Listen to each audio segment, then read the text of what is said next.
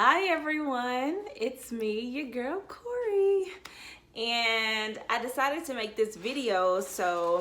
I decided to make this video because I get a lot of questions about being vegan, and I wanted to discuss with you all why I transitioned to vegan, the health benefits that I've experienced, and things that I think you should know before you begin on your journey. So, what inspired me to go vegan is my best friend challenged me and our other best friend to a 21-day fast. That fast is very similar to the Daniel fast, and all we were allowed to eat was foods from seeds and plants. There was no breads, no alcohol, no sodas, water only. It was a very strict diet, and we did it for 21 days. And it was difficult, but with their support, we all managed to make it through. On that 21-day fast, I did lose somewhere between 10 to 15 pounds, and I enjoyed it so much that I decided not to go back to eating or consuming animal products. I did before doing the 21-day fast, I had went to the doctor. As everyone knows, I am an ovarian cancer survivor, and she told me I was pre-diabetic. I'm 5'5", and I weigh 196 pounds. So she did offer me a weight loss pill, and I declined. I told myself, like, I know for sure I can overcome this, pre-diabetic stage and do what's needed to change my life. And that's what I did. So 21-day fast, to boom, I stuck with it. That's how I got to my vegan life. What is vegan? So let's discuss that. What is actually vegan? So by definition, a vegan is a person who does not eat or consume or use any animal products. So I like to consider vegan an umbrella because there's a lot of different types of vegans under the umbrella. And so let's discuss that, right? There's a vegetarian. A vegetarian is a person who does not consume or eat animal. However, let's say they don't eat meat, the meat part of the animal, but they do still include dairy into their diet. So they'll still have cow's milk, butter, cheese, regular dairy products. So no meat, just regular dairy products. Next, I wanted to discuss the plant-based vegan, and that means that you eat plant-based foods. So you're eating foods from straight up just plants, seeds, you do eat processed foods. So you may consume tofu, soy, but you're on a plant-based diet. And a plant-based diet means that you may also have products tested by animals in your home, or you may still wear leather or fur, but you eat a plant-based diet, so you're a plant-based vegan. Next is the raw vegan. So raw vegan is where everything you eat is fresh, everything you eat is raw. And the reason why a lot of people go on the raw vegan diet or transition to raw is because the food is still live. So you don't use any heat for your meals. And so the food is still quote unquote alive. So when you put it into your body, you're getting all these live enzymes, and that food treats your body way better than any cooked or processed food. So that's what a raw vegan diet consists of.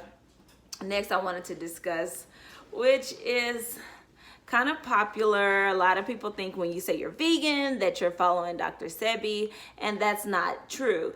So more so what Dr. Sebi diet is an alkaline diet. And the alkaline diet consists of eating non-hybrid foods. And what the difference is in non-hybrid and hybrid foods is there are some vegetables, maybe fruit. There are some fruits and vegetables that are here that are crossbred to be that are made. So like corn, broccoli, potatoes, those are all crossbred and hybrid foods. So Dr. Sebi, or an alkaline diet, you're only eating non-hybrid foods with fruits, vegetables that have seeds in them. So they're actually of this earth. They were here before man touched anything and crossbred and made anything. And so the point in the alkaline diet is you want to put your body in a state of being alkaline. And we know what a pH scale is, right? So less than 7 is acidic, higher than 7 is alkaline. So Dr. Sebi says that disease, illnesses can live in an acidic environment. And when you put your body into an alkaline environment, then you eliminate mucus in your body, and that's where disease and illnesses live. And once you do that and your body's in an alkaline state, you will begin to heal from the inside out. So that's the purpose of the alkaline diet. And I covered the different styles of being vegan under the umbrella, and I felt like that was very important for you guys to know. I'm sorry if I went too fast. If I did, just rewind, listen to it again. If you have any questions, definitely hit me up. But now I'm going to go into a lot of the questions that I am asked because I am vegan now. So number one, is it hard? Is it hard being vegan? For me, no, it's not, because once I got through the 21-day fast, that was kind of difficult in the beginning. However, I committed to it. So once I committed to it and I received it, after 21 days, I felt awesome. I felt amazing. My energy levels were up. So it wasn't hard to maintain something that was being really, really good for my body. That wasn't hard. Have I cheated? Do you guys think I cheated and went back to eating meat? Do you think I took a little bite? Nope, I sure did not. I don't want it. No animal for me. Are my kids vegan? I've shared with you guys that my children have transitioned to vegan diets as well. And as a parent, this is how I am. In my home, we eat vegan only. If mom cooks, it's vegan only. They are 12, 14, and 19, so outside of my home, they're free to do and make their food choices and decisions for themselves. And I also know that sometimes it's difficult for them to understand what to choose to eat. So are they complete vegan? For the most part, yes. Sometimes when they're away, my daughter, her and seafood has this thing, and so she's kind of addicted to it. But so that is a question that is asked. But every meal I make, my children love. They enjoy it. They eat it. They want seconds. So I've had no problem with that. Another question. Oh, why should I not eat meat? Why shouldn't I eat meat, Corey? What's wrong with meat? We grew up eating meat. I've been fine eating meat. Why should you not eat meat? Well, first of all, are you eating grass-fed meat? Do you know what farm your animal came from? Was your food made in mass production? Is your fish from a fish farm? See, there are so many options out there. And you have to understand the difference, and I'm not going to go all the way into all the details of that, but you have to understand the differences in where your meat comes from and whether or not you choose to eat it. And animals have, they could have diseases in them. A lot of times when you're eating meat, when you buy meat, when you're at the grocery store and you see that red meat, that's a dye that keeps the meat redder, so that you'll be enticed to purchase it. And also when you see that white in the meat, that's meat glue. And what that meat glue is they're pushing the meat together to form it into, it could be meat from this cow, that cow, this cow. They're putting it together to form it into what you think you're eating. And then again, you don't know what that animal had, if that animal had any diseases, if it was given any antibiotics, if it was given any type of, you just don't know if the animal had cancer. So you take it home, you cook it, you eat it, and it literally goes into your body. And just think, if they use meat glue in that animal that you purchased from the store, if it stuck that meat, that animal meat together, what you think that glue is doing inside your body? Okay, we got to care a little bit more about ourselves than just buying something because it looks good. A lot of times, if it looks good, you need to leave it right there. Okay? So, a lot of the excuses that I hear. Okay, Corey, I would go vegan, but I'm going to starve. My kids won't like it. My spouse won't be down. Where will I get my protein?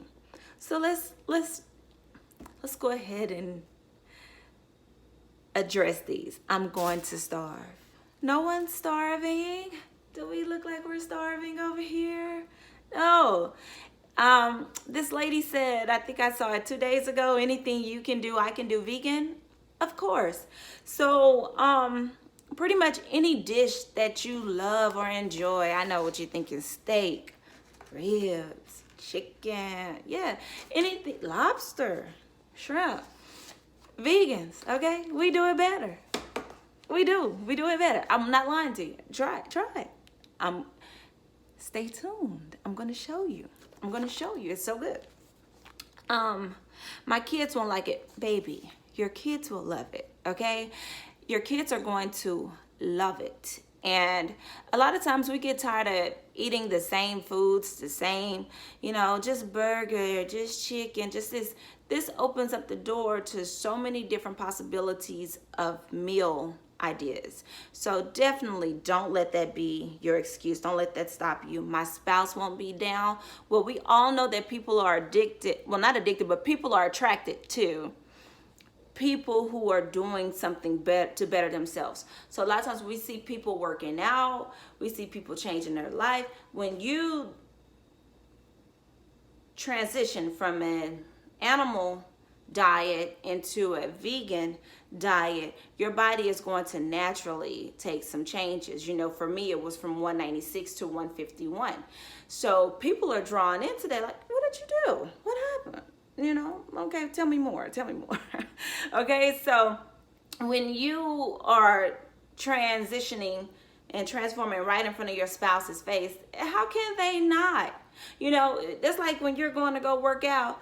How can your spouse just sit on the couch and you got up 5 days out the week and when it did something positive for yourself, and then you're making these changes and you're looking better and they're not? People don't remain stagnant. People are literally attracted to change just in their timing. So no pressure. Your spouse will get on board. Your spouse will try that food. Your spouse will realize, okay, it is good. It is good. So where will I get my protein? From the plants, okay? From the plants. Now, I myself, I feel like I eat a really well-balanced diet, as well as I take vegan. One is a vegan, kind of like one-a-day vitamin, multivitamin. And I have protein that I make in my shakes in the morning. And that's about all I do. Okay? But you, along your journey, you will find out what your body needs. If you have health insurance, which you should, use that. Go to the doctor, get your numbers, get your weight, see what you're up against. Transition, stay in the loop with your doctor, continue to check your numbers. If you need a health supplement, your doctor will help you with that. They'll tell you, okay, add some B12 or add this, whatever you need. So,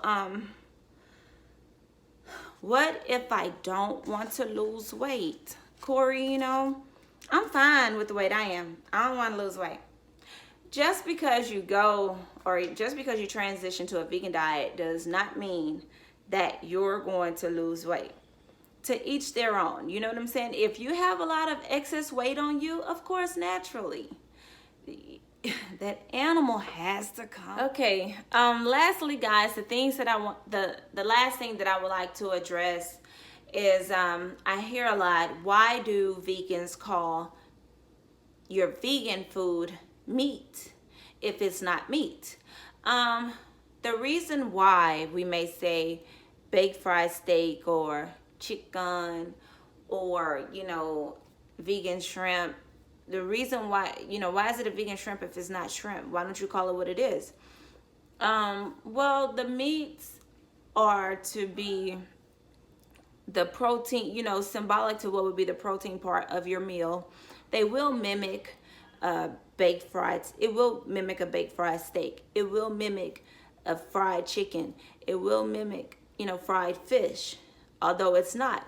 But so in most meals it says that, and then right beneath it, it tells you what it's made out of, so you can decide whether or not you want to consume that. So it may say made from soy, made with tofu, made with pea protein, made with fried oyster mushrooms. It's a lot of different things that we cook with that are mimicking an animal product.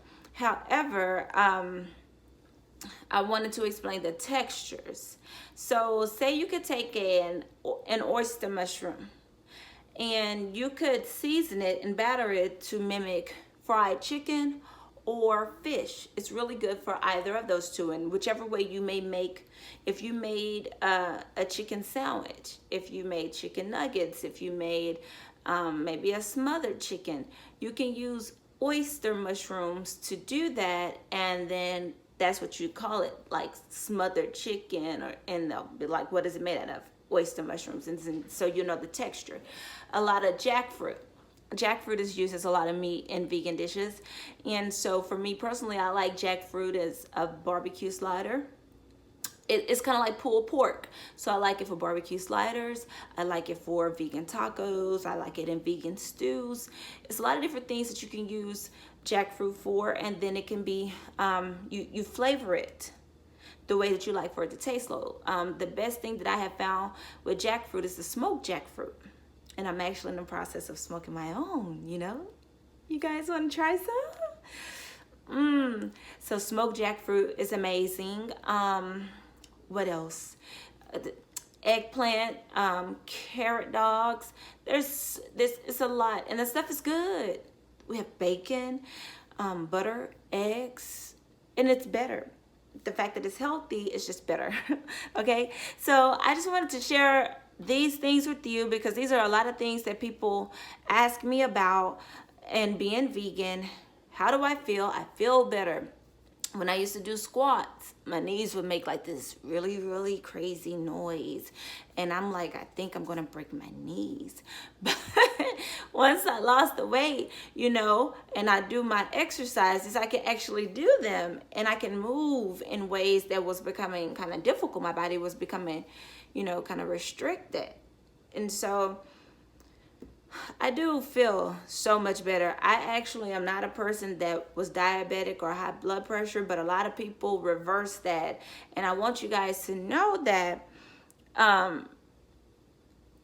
if you are a person that's dealing with obesity, high blood pressure, diabetes, very reversible diseases, you can eradicate those from your life by what you eat. Take it 1 day at a time, 7 days at a time, 30 days at a time, 2 months at a time, 6 months at a time. Take your time with it. No rush. Just do something every day for yourself. Guarantee yourself, like, this is a surefire way to change the negative effects that your diet has put upon you. So I hope you guys benefited from this video. I hope you learned something. And if you did, just let me know. If you have any further questions or if you'd like me to answer anything, just let me know. Okay? Toodles.